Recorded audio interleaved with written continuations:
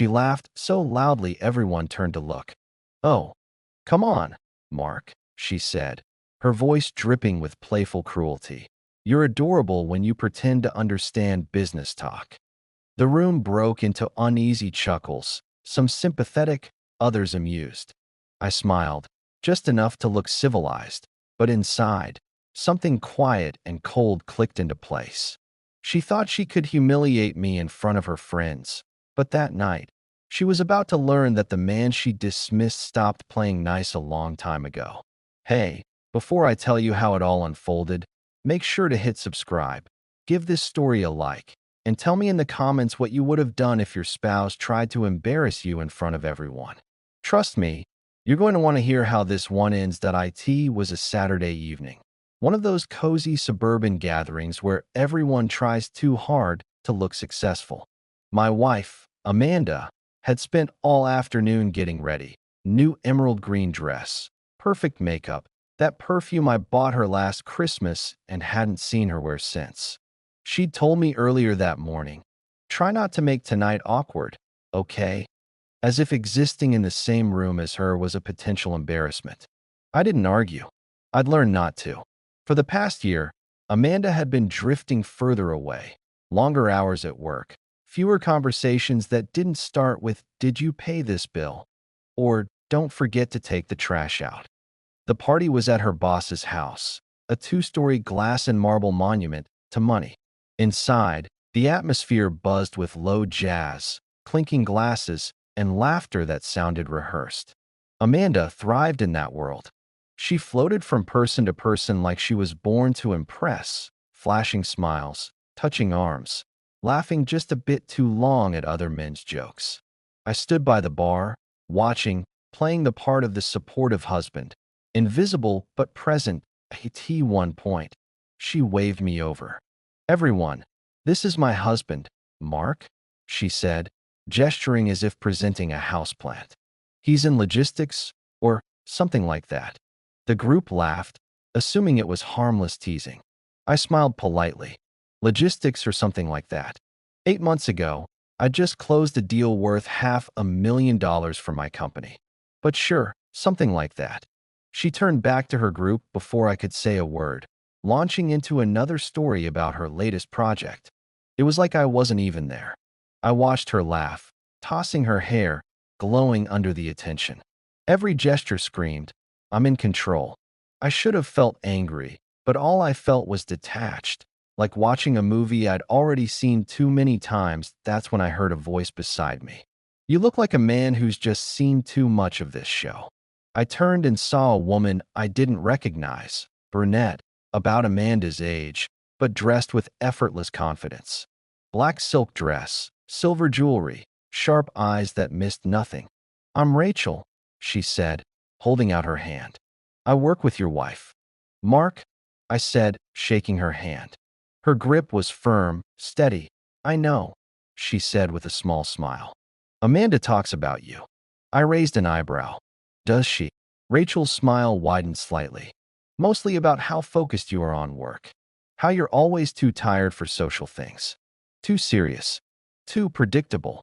She said it like a challenge, not an insult. "Sounds about right," I said. "Guess I'm not much fun at parties." "Maybe not," she said, stepping a little closer. "But you look like a man who's worth paying attention to." Before I could respond, I saw Amanda glance our way from across the room. Her eyes narrowed slightly, her smile faltering for half a second before she turned back to her group. "Interesting." Rachel leaned against the bar, watching Amanda with the faintest trace of amusement. "You know," she said softly, "your wife has a reputation for pretending she's single at work events." I looked at her, curious. "And what's your point?" "My point," Rachel said, her voice dropping just enough to feel intimate, "is that sometimes people forget that ignoring someone who loves them doesn't make them stronger. It just leaves room for someone else to notice." Her words hung in the air, sharper than they should have been. I didn't move, didn't speak. Rachel smiled, a slow, deliberate smile. "Don't worry," she added. "I'm not here to cause trouble." "That's good," I said quietly. "Because she's watching us right now." Rachel turned slightly, enough to catch Amanda's gaze. Amanda quickly looked away, pretending to laugh at something someone said. Rachel chuckled. Oh, she noticed all right. For the next half hour, Rachel and I talked casually. About work, travel, nothing inappropriate, but with a spark that was impossible to ignore. Every so often, I caught Amanda's eyes on us, her polite facade cracking just a little more each time. The tables had turned without me even trying. Later, as the music softened and the crowd thinned, Rachel leaned in slightly and whispered, "You know, some women need to see what they've been taking for granted. Consider this a reminder." I looked at her, unsure what she meant, but before I could ask, Amanda appeared beside us, her smile brittle. "Rachel, I didn't know you two had met," she said, her tone sweet and sharp all at once. "We were just talking," Rachel said, smiling easily. "Your husband's very easy to talk to. You didn't tell me he was this charming." Amanda's smile twitched. "Is that so?" Rachel looked me dead in the eyes and said, "Oh, absolutely. He's the most interesting man here tonight." Amanda's fingers tightened around her glass. I could practically hear it creak that I didn't move. Didn't say a word. That's when I realized something important. I didn't have to fight for Amanda's attention anymore. Someone else already had it, and she didn't like how it felt one bit. And that's where the night began to shift in ways none of us expected. The moment Amanda walked away from the bar, I could feel the tension clinging to her like static. She was smiling at people again, laughing too loud, but her eyes kept darting back to where I stood with Rachel. It was the first time in months that I'd seen her unsettled, unsure of herself. And I'll admit, part of me enjoyed it. Rachel caught it too. "Interesting," she said quietly, swirling the ice in her glass. "She's jealous." I smirked. "Amanda doesn't do jealousy." "Oh, she does," Rachel said. "She just hides it under arrogance." I looked across the room again. Amanda was pretending to listen to her boss, but her gaze slid back toward us every few seconds.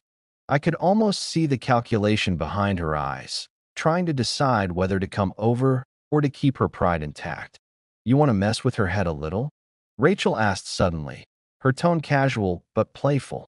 "What do you have in mind?" I asked. She stepped closer, close enough that I could smell her perfume, subtle and expensive. "Dance with me." I raised an eyebrow. "There's no dance floor." "There's music," she said, gesturing to the soft jazz floating through the air. "Close enough." Before I could answer, she set her glass down, took my hand, and pulled me toward the open space near the windows. A few people turned to look. Amanda was one of them. Rachel placed her hands lightly on my shoulders, her voice just above a whisper. "Relax. You're overthinking." I let out a breath I didn't realize I'd been holding and moved with her to the slow rhythm. It wasn't romantic, not really. It was calculated, controlled. A statement without a single word. And it worked. Amanda's smile was gone now. Her grip on her wine glass was white-knuckled. Every few seconds, she whispered something to the woman beside her, who nodded but kept sneaking nervous glances toward us. "She's furious," Rachel said softly, a hint of satisfaction in her tone. "You're enjoying this," I said. "Maybe a little," she replied. "But I'm not doing it for me. I'm doing it for you." Sometimes a mirror has to be held up before people see what they've become. I looked at her, studying her face. "And what about you?" "Me?" she smiled. "I just like making stories interesting." The song changed, slower now. Rachel's hand slid behind my neck, her eyes locked on mine. "You're allowed to be noticed, Mark," she whispered, "even if it makes her uncomfortable." I didn't answer. I didn't need to, because when I looked over her shoulder, I saw Amanda watching, her face pale, her eyes burning with something between anger and disbelief. She wasn't used to losing control. Rachel leaned closer, her breath warm against my ear. "She's coming." I turned slightly and saw Amanda setting her glass down with a forceful thud before marching toward us. Rachel smirked. "Right on cue." "This is going to get messy," I murmured. "Good," Rachel said. "Maybe it's time it did." Amanda stopped just as the song ended. The dance is over, she said sharply, her voice louder than necessary. People nearby turned to look. Rachel slowly stepped back, but didn't break eye contact. You're right, she said calmly. Thank you for the dance, Mark. You're a wonderful partner. Then, without missing a beat, she added, among other things, I'm sure. Amanda's mouth opened slightly, but no words came out. Rachel picked up her drink from the bar and gave me a small nod before walking toward the patio doors, leaving the tension hanging between me and my wife like smoke. Amanda's jaw tightened. What was that? She hissed. A dance, I said evenly. Since when do you dance? Since tonight, apparently. She was flirting with you. Was she? I asked, raising my eyebrows. I hadn't noticed. It was a lie, of course, and she knew it. You're serious? She snapped. You're going to play dumb? I'm just enjoying the evening, I said quietly. Something I thought we were both supposed to do. She glared at me, her voice dropping lower. You're embarrassing me. I took a slow sip of my drink, feeling the ice clink against the glass. I think you've got that backwards. Excuse me, she said, her tone sharp enough to cut glass. Amanda, I said calmly, I came here to celebrate with you. You've ignored me since we walked in the door. I'm not sure how I'm the one embarrassing you. She blinked, caught off guard. For once, she didn't have a ready comeback. I want to go home, she said finally, but her voice lacked its usual authority. Then go, I said. I'll get a ride. You're not staying here with her, she said, her voice rising again. Who said anything about her? I asked. I'm staying because I'm enjoying not being invisible. That word, invisible, seemed to hit her harder than anything else. Fine, she said through clenched teeth. If you want to make a fool of yourself, be my guest. She turned and stormed off, her heels clicking hard against the marble floor. People tried not to stare, but couldn't help themselves. For the first time in a long time, Amanda wasn't the one commanding the room. I finished my drink, set the glass down, and took a deep breath. The air felt lighter, cleaner somehow. Rachel returned a few minutes later, carrying 2 fresh drinks. You handled that well, she said. Depends on your definition of well, I replied. She's probably halfway to her car right now. Maybe, Rachel said, handing me one of the glasses. But she's not leaving. Not yet. How can you be so sure? Because she's too proud. She'll stay just to prove she doesn't care. And when she realizes everyone saw what happened, she'll care a lot. I looked toward the hallway leading to the restrooms, and sure enough, Amanda was standing near the door, pretending to check her phone but watching us from the corner of her eye. You were right, I said. Rachel smiled. I usually am. We clinked glasses and stood in comfortable silence for a moment. Then she said quietly, You're not the kind of man who enjoys games, are you? Not usually. Then stop letting her play them with you. Her tone wasn't flirtatious now. It was serious, almost protective. People treat you how you let them. Maybe it's time she learned that. I didn't respond, but I didn't have to. Because as I watched Amanda watching me, I realized Rachel was right. For years, I'd let Amanda define the rules. Tonight, for the first time, I wasn't following them anymore. Amanda didn't leave. I knew she wouldn't. Her pride was louder than her reason. She drifted back into the crowd after a few minutes, pretending to laugh and mingle, but her posture betrayed her. She was stiff, distracted, her smile more like a grimace she couldn't shake off. Rachel stood beside me at the bar, her expression calm, but there was something sharp in her eyes, like she was testing me, waiting to see what kind of man I'd be now that the script had flipped. So, she said, what happens next?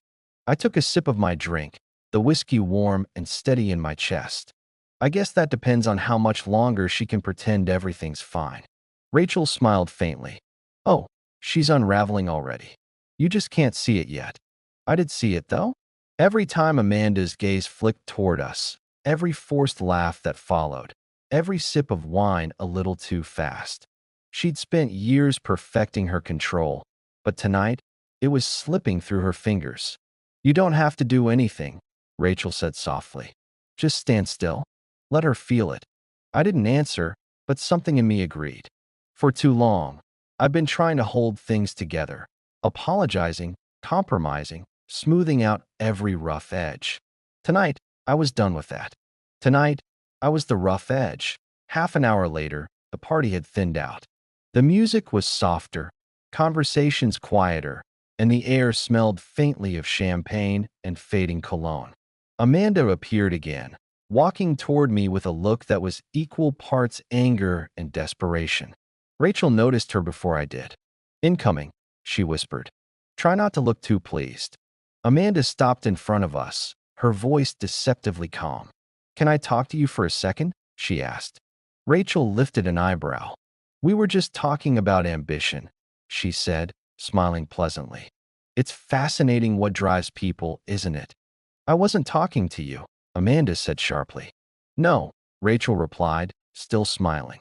"But you're standing in front of both of us." For a brief second, I thought Amanda might actually throw her drink. Instead, she took a breath and turned to me. "Mark, please. Just a minute." I nodded slightly, stepping aside with her toward a quieter corner of the room. "What are you doing?" she hissed the moment we were out of earshot. "Having a conversation," I said evenly. "You call that a conversation? She's flirting with you." "Maybe," I said. "Maybe not. Why do you care?" Amanda's eyes flashed. "Because she's doing it in front of everyone." "So," I said, "you've been doing the same thing for years, just with different people."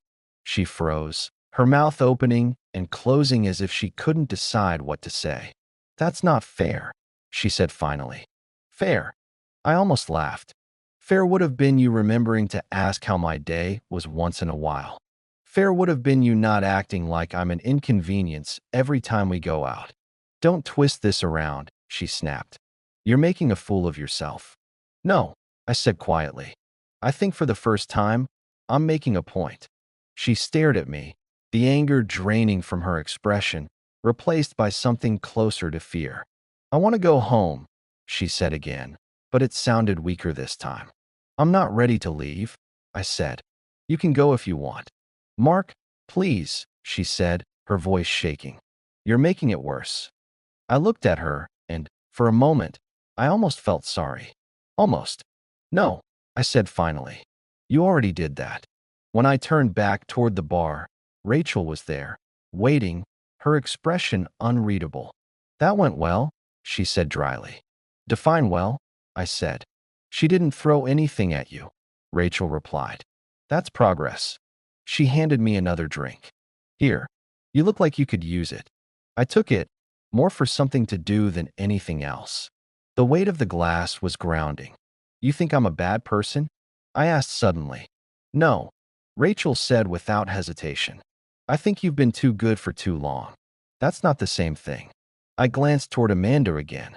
She was standing near the door now, pretending to talk to one of her coworkers, but her eyes kept darting toward us. Rachel followed my gaze and smirked. "You know, she's probably telling them you're having a midlife crisis." "Maybe I am," I said. "Or maybe I'm just done being invisible." Rachel's smile softened. "Then don't disappear again." Not for her, not for anyone. The night stretched on, the tension hanging between us like a live wire. At some point, Amanda disappeared completely, probably outside, trying to regain control of the story.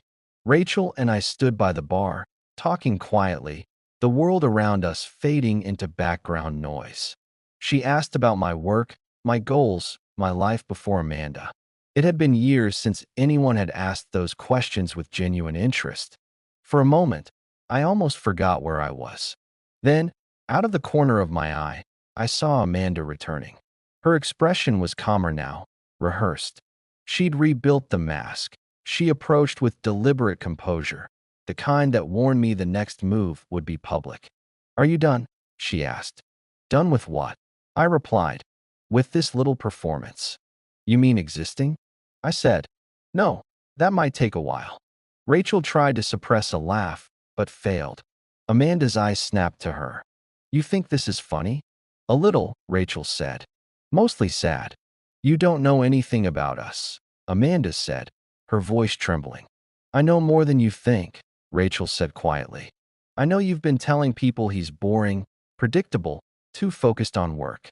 I know you've been using his stability as an excuse for your own emptiness. And I know you didn't expect him to remind you what it feels like when someone else notices him. Amanda's face went white. You're lying. Am I? Rachel asked. Because if I am, maybe you should ask yourself why it sounds true. The silence that followed was thick. People nearby pretended not to listen, but their eyes were on us. Amanda's lip trembled. This is between me and my husband, she said finally. Then maybe start acting like he's your husband, Rachel said, her tone calm but merciless. Not your background prop. Amanda turned to me, her eyes glistening. Mark, let's go. Please. I looked at her for a long moment, then at Rachel, who gave me a small nod like she already knew what I'd decide. You go ahead, I said quietly. I'll stay a bit longer. Amanda blinked. You can't be serious. Completely, I said. For once, I think I'll stay until the end. She stared at me, trying to process the words, trying to find the man she could still manipulate, but he wasn't there anymore.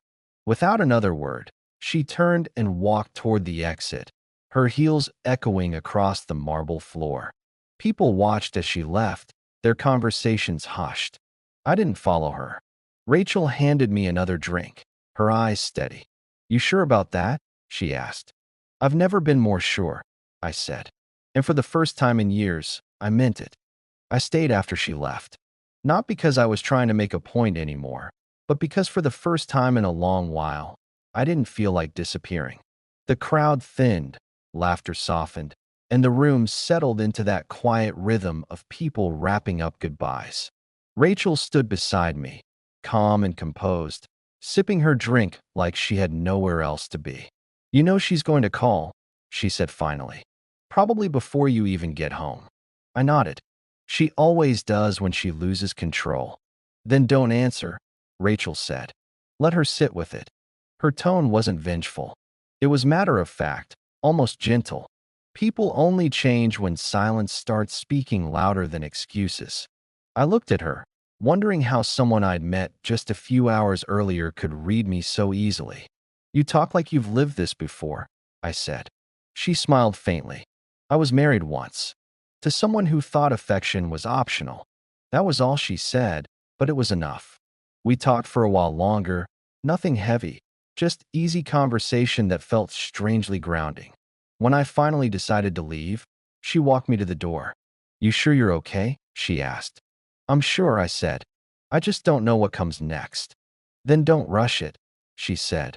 Let her wonder who you are without her. The drive home was quiet, the kind of silence that stretches out and forces you to think. My phone buzzed twice, then again. Amanda. I didn't pick up. By the time I parked in the driveway, I could see the light in the living room glowing through the curtains. She was waiting. Part of me wanted to turn around and keep driving, just to see what it felt like to leave without a plan. But I didn't. Not yet. When I walked in, Amanda was sitting on the couch, still in her dress, her eyes red from crying. Where were you? She asked softly.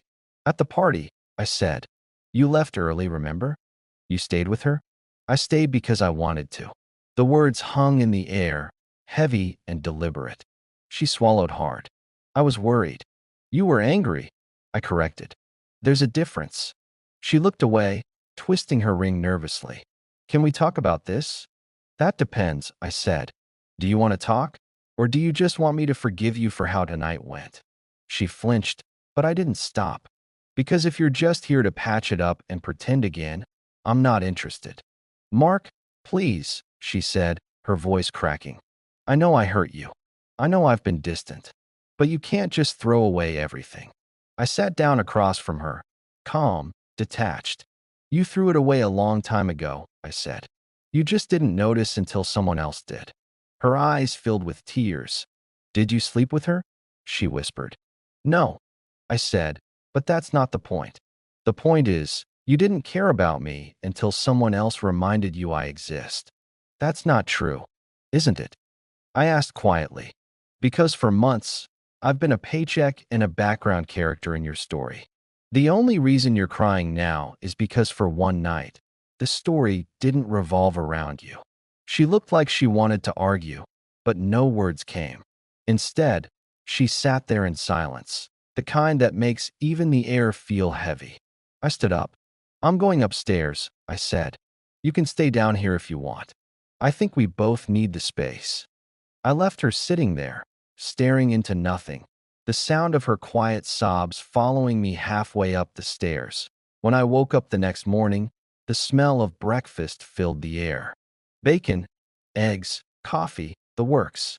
I walked into the kitchen and found her in the blue dress I'd bought her years ago, the one she'd always claimed was too fancy for mornings. "Good morning," she said with a shaky smile. "I made your favorite." "Thanks," I said, pouring coffee. "What's the occasion?" "No occasion. I just wanted to do something nice." I nodded slowly, taking a sip. "You don't have to fix everything with breakfast." "I'm not trying to fix everything," she said quickly. I want us to start again." I looked at her. She meant it, or at least she wanted to believe she did. "You think one nice morning erases last night?" I asked.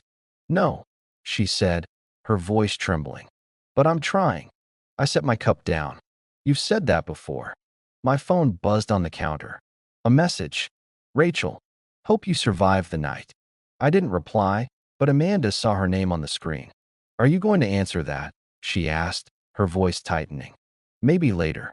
"Delete her number," she said, the command sharp beneath the pleading tone. "No," I said simply. "Why not?" "Because you don't get to control who talks to me anymore. She's trying to come between us." "You did that yourself," I said quietly. "She just happened to show me what it looks like when someone listens." Amanda's composure cracked again. "I can change," she said, tears streaming now. "I'll do better." Stop," I interrupted. "Don't promise things just because you're scared. I've heard them all before." She reached across the table, her hand trembling. "I love you, Mark." I looked at her hand, but didn't take it. Love isn't enough if it comes with conditions. I stood, walking to the window. The morning light spilled across the room, too bright, too real. "You once told me I was too predictable," I said. "That you wished I'd surprise you." She nodded slowly, wiping her face. "Then let me surprise you now." I walked upstairs, grabbed a small bag, and started packing. She followed, panic setting in. "What are you doing?" "Taking a few days," I said. "To think, to breathe, to remember who I am when I'm not trying to please someone who doesn't see me." "You can't just leave," she said, her voice breaking. "You told me last night not to come back if I walked out," I said. "So maybe I'm just taking your advice." "I didn't mean it." "You did," I said, zipping the bag. "You just didn't think I'd listen." I stopped at the doorway and looked back at her. She was standing there, tears streaking her makeup, her dress wrinkled from sleep, looking smaller than I'd ever seen her. "Here's the truth," I said quietly. "The man who used to beg for your attention doesn't exist anymore. The man who stayed silent to keep the peace is gone. What's left is someone who finally understands his worth. And whether you like it or not, that's not a man who settles for being ignored." She opened her mouth to speak, but I didn't let her. "The next move is yours, Amanda. Just make sure you think before you make it." I walked out without looking back. The air outside felt different, cool, clean, alive. For the first time in years, I didn't feel trapped. I felt free. My phone buzzed again as I reached my car. Another message from Rachel. "Coffee later?" I didn't answer right away. I just stared at the screen for a long moment, then slipped the phone into my pocket. I wasn't sure what came next, and for once, that didn't scare me. Maybe I'd go for coffee. Maybe I'd just drive for a while and think. But one thing was certain. I'd never go back to being invisible again. And if you've been following this story to the end, don't forget to subscribe, leave a comment, and hit like if you've ever had to remind someone you're worth noticing. Because sometimes, silence says everything they refuse to hear.